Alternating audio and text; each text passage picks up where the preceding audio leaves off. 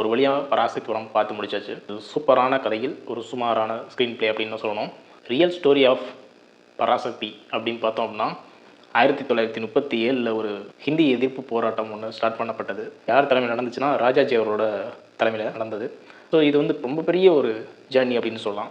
So அதை cut பண்ணோம் அப்படின்னா 1964 ஹிந்தி மொழி தான் வந்து கட்டாய மொழியாக மாற்றணும் அப்படின்ற மாதிரி நடந்த ஒரு டைம். ஸோ அது வந்து யார் செஞ்சா யார் பண்ணா அப்படின்றது எல்லாருக்குமே தெரிஞ்ச ஒரு விஷயம் தான்.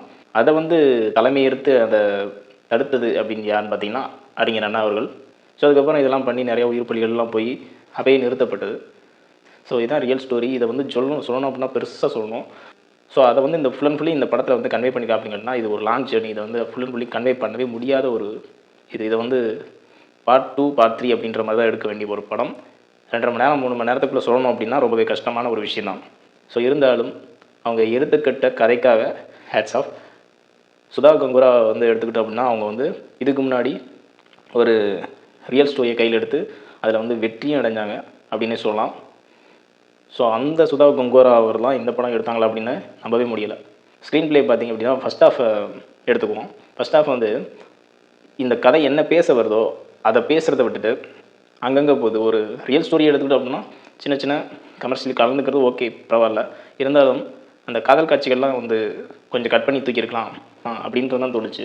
சீரியஸாக படம் வந்து ஸ்டார்ட் பண்ணும்போது இந்த மாதிரி காட்சிகள் கொஞ்சம் அவாய்ட் பண்ணியிருக்கலாம். ஸோ இருந்தாலும் இன்டர்வல் வந்து ரொம்பவே தரமாக அமைஞ்சிருந்தது. அப்படியே கட் பண்ணோன்னா second half full and fully போர்க்களமாக மாறுது. செகண்ட் ஹாஃப் எனக்கு ஓரளவுக்கு பிடிச்சிருந்துச்சி அப்படின்னு சொல்லலாம். கிளைமேக்ஸு ரொம்பவே அருமையாக வந்து எடுத்திருந்தாங்க. இருந்தாலும் கேஸ்ட்லாம் எடுத்திருந்த விதம் வந்து கொஞ்சம் தவறாக அமைஞ்சிருந்தது. எனக்கு தெரிஞ்சு அறிஞர் அண்ணா கேரக்டரை தவிர்த்து மற்ற கேரக்டரை வந்து எடுக்கப்பட்ட கேரக்டர்கள் பழங்காலத்து ஆளுங்க இருக்காங்க. ஸோ அவங்கள எடுக்கப்பட்ட கேரக்டர் வந்து செட் ஆகலை அப்படின்னு தான் சொல்லணும். ஸோ அந்த படத்தை ஓவராலாக பார்த்தோம் அப்படின்னா சிவகார்த்திகேயன் அவர்கள் ஒரு சட்டிலான ஆக்டிங்கை கொடுத்துருந்தாரு.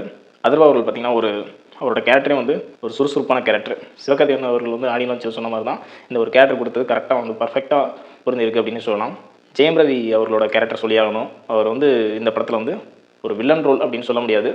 ஸோ அந்த இதுக்கு அவர் வந்து கரெக்டான ஆள் அப்படின்ற மாதிரி தான் இருந்துச்சு. இருந்தாலும் வில்லனாக வந்து நம்மளால் ஏற்றுக்க முடியல அப்படின்னு சொல்லணும். ரொம்பவே தவிக்கிறாரு. ஒரு வில்லனாக வந்து நம்மளை காட்டிக்கணும் அப்படின்னு ரொம்பவே வந்து மெனக்கட்டிருக்காரு. இருந்தாலும் அவர் ஒரு சாக்லேட் பாய் அந்த மாதிரியே பார்த்துட்டு ஸோ டிஃப்ரெண்ட்டாக வந்து அவரை பார்க்குறது வந்து கொஞ்சம் கடினமாக தான் அமைஞ்சிருந்தது. ஸோ இந்த படம் பெரிய காலகட்டத்துக்குள்ள நடந்த ஒரு ஹிந்தி திணிப்புக்கு எதிரான ஒரு போராட்டத்தை மையக்கருவாக எடுத்து கொண்டு வந்திருக்காங்க. இருந்தாலும் அதை வந்து நம்மளுக்கு கன்வே பண்ணியிருக்காங்களா அப்படின்னு சொன்னீங்கன்னா கன்வே பண்ணியிருக்காங்க. பட் அந்த காலகட்டத்துக்கு என்னெல்லாம் மெனக்கட்டிருப்பாங்களோ என்னெல்லாம் கஷ்டப்பட்டாங்க அப்படிங்கிறது இதில் வந்து பாதி கூட காட்டலை அப்படின்னு தான் சொல்லணும்.